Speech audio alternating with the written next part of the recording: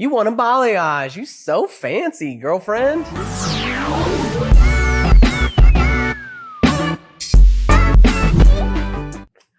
What's up, everybody? This is Anthony, aka the Duke of Hairs, coming at you from TouchUps Salon. We're going to talk about balayages.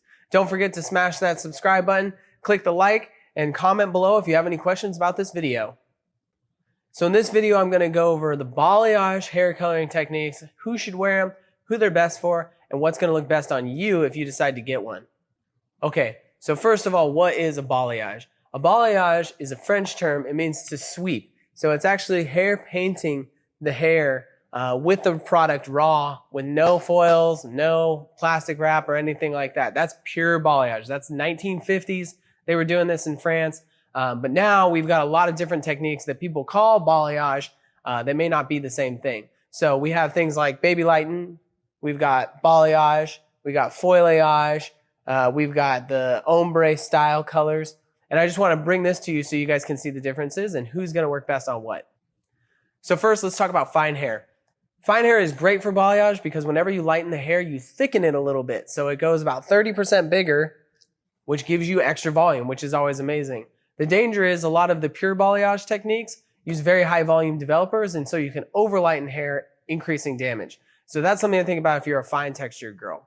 If you're a medium textured girl, and again, it's another great technique for you because you've got the ideal hair texture for fancy coloring. So you shouldn't have any concerns other than just going to somebody who knows what they're talking about so that you can get the process and technique that you want to get without the damage involved. Thick hair girls, it looks amazing. It's going to take forever. It's going to be really expensive because you have so much hair. Most of the time when I'm doing a thick hair balayage, it takes me 3 to 4 hours minimum to get it the way I want it to be. A lot of the times too, you thick hair girls, you probably have darker hair. So scale back those expectations on those first visits because it may take 3 or 4 jumps to get you to something that's really light. And also consider that really light might not look that good on you. Sometimes things look amazing on Instagram and Pinterest and they just don't look that good in real life. So think about that if you have extra dark or really, really thick hair. Okay, what about textures? Who's it going to work best for with your texture? If you have straight hair and you like to curl your hair, this is going to be a good technique for you. If you have straight hair and you don't like to curl your hair, it doesn't look quite as good to me personally as a regular highlight with maybe a money piece in the front, just because the beauty of a balayage kind of comes in the highs and lows, the shadows and highlights, and you don't really get that if your hair is just straight.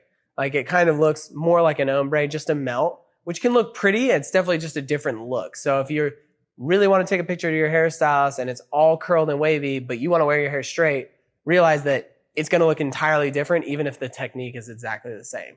Now, that being said, if you have a wavy natural texture, hey, look at you.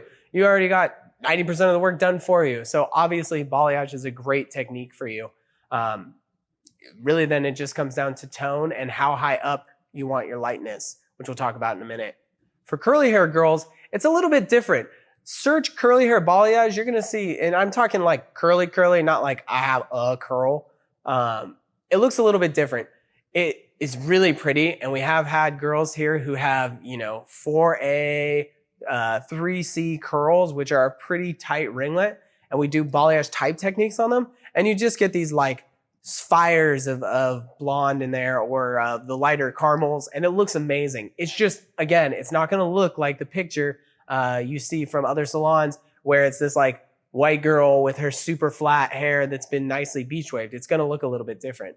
If you are willing to style your hair as much as need be to get that look, it can look amazing. But again, I'm a big proponent of if you have to do your hair all the time, it's not the right thing for you.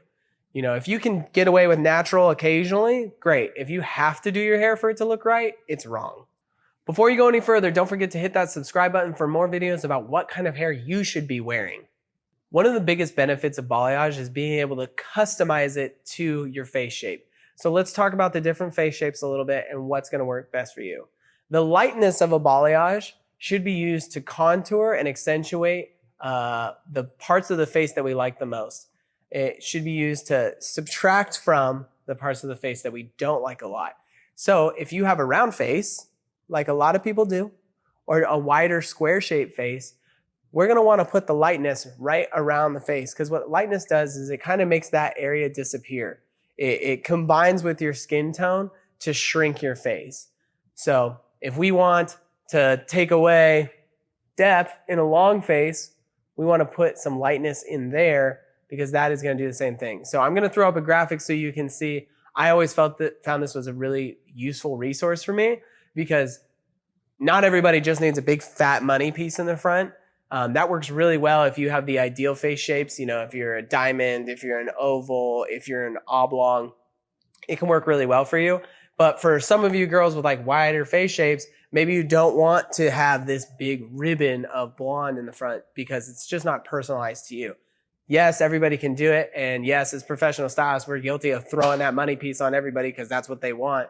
But take a moment to consider what would look best for your face shape when you're getting it done, because that's what makes it a really phenomenal hair color and not just a really good hair color. Now I want to talk to you about maintenance.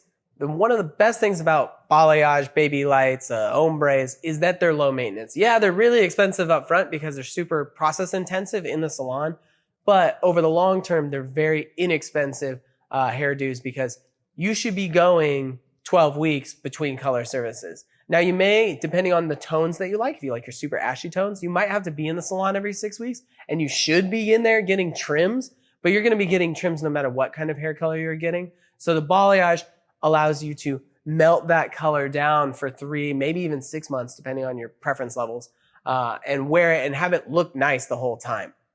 But you need to be taking care of your hair. If you're gonna stay out of the salon for 3 months, you better be deep conditioning. You better be using salon quality products. You better be turning that heat down and finding alternative ways to style so you're not just curling it. Otherwise, you're gonna roach your hair.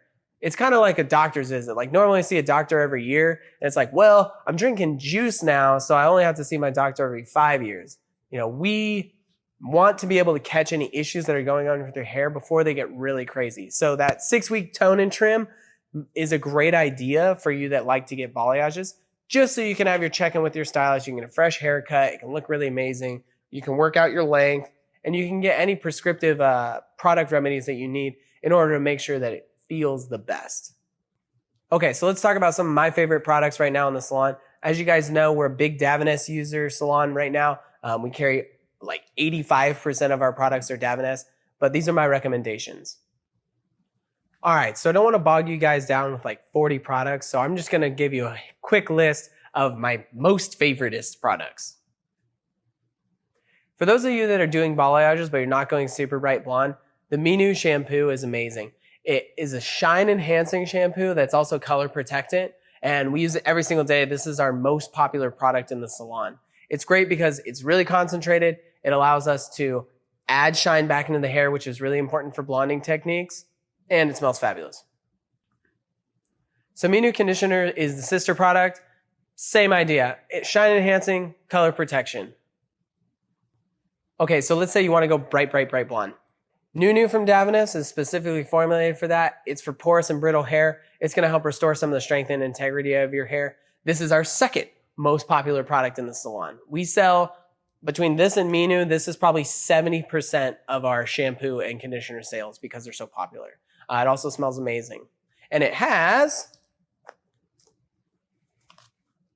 a conditioner and a mask.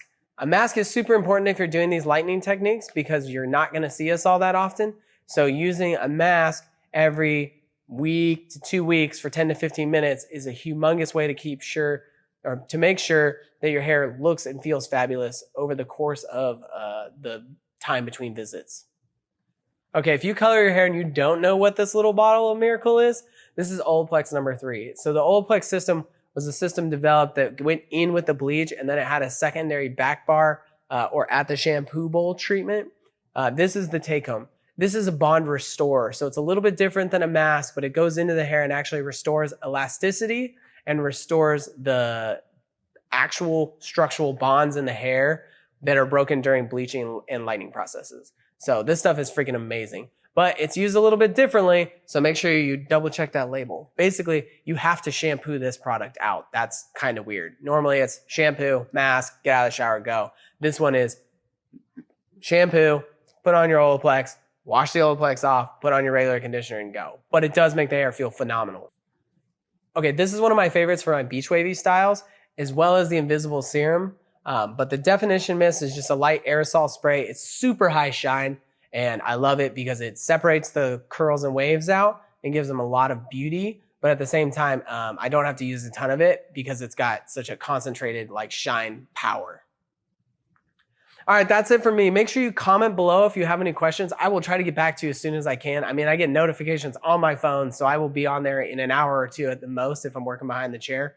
But follow us on Instagram at TouchUps Salon. Follow me on Instagram at Duca Hairs. Don't forget to like and subscribe to this video. We're gonna do a bunch more videos about who should have what for hair, so be looking for that. And that's it for me, so God bless and peace.